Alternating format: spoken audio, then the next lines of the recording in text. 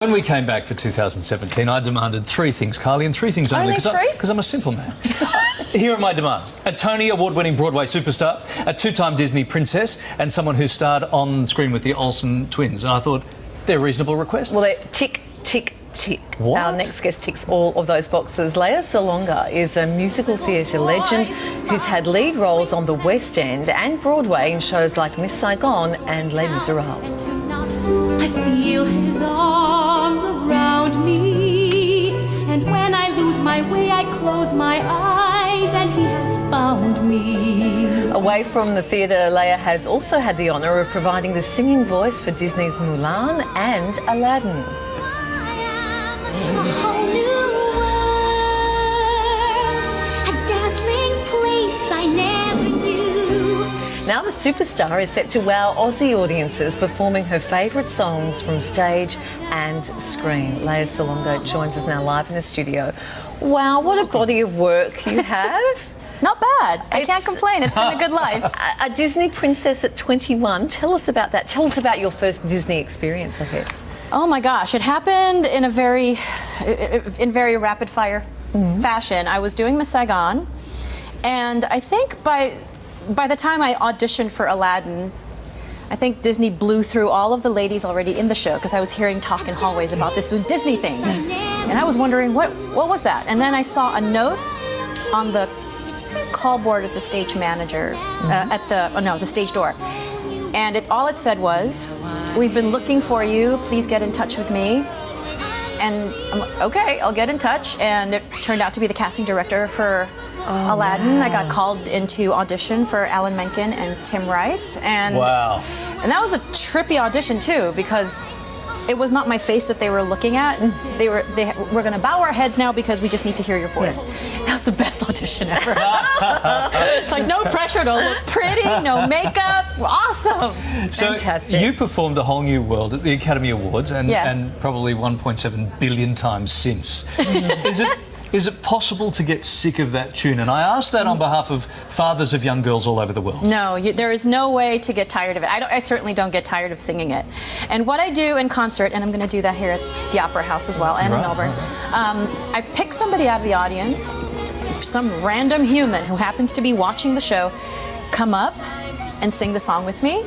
So whoever gets to come up on stage this Friday or Saturday gets to sing with the Sydney Symphony, which is pretty cool. What if they can't sing? That's happened. But it's okay. This is one of those times when your musicality absolutely does not matter. It's about being a good sport. It's about just enjoying the music and having a good time, and the audience totally gets into it.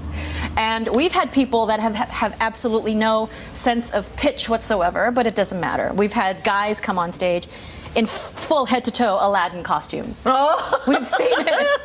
It is incredible when that happens. I want you down to the shoes. It's amazing. And I want your life. No, they don't. I want your life. It's not bad. What a charmed musical life that you lead. Because then came along Mulan. Yes. So tell us about that.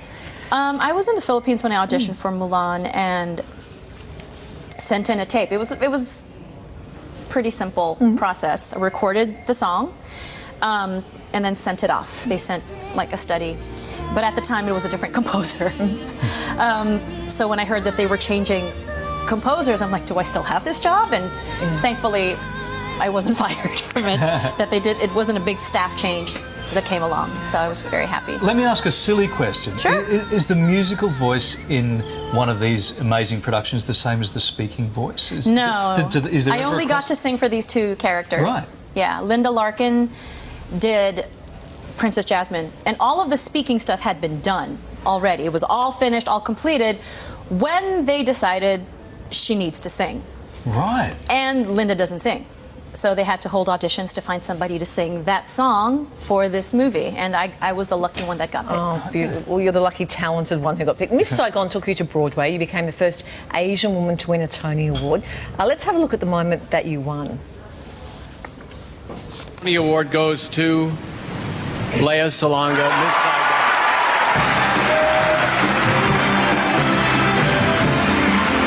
Wow, what a moment. That clearly meant a lot to you. It meant a lot to the both of us. Take us to that moment. I had won the same award in London, the Laurence Olivier, and my lucky charm is always my brother. So he's always my date for a lot of these award things.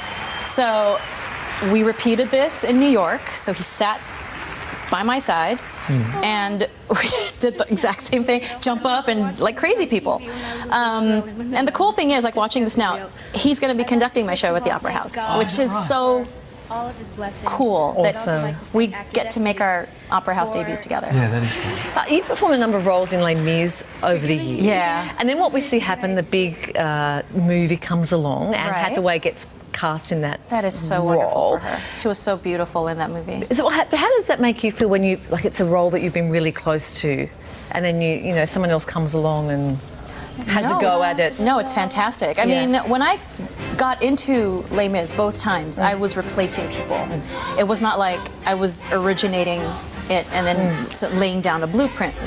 So in terms of Les Mis, blueprints are pretty much laid out by so many legendary performers that had come before me. So for me, it was just, the challenge was making it mine. So I would imagine that was Anne Hathaway's in a way, because it was that role was originated by Patti LuPone, and then originating it on Broadway was Randy Graff, and Ruthie Henshaw did it at the 10th anniversary. Iconic, so you have these incredible performers having played this part.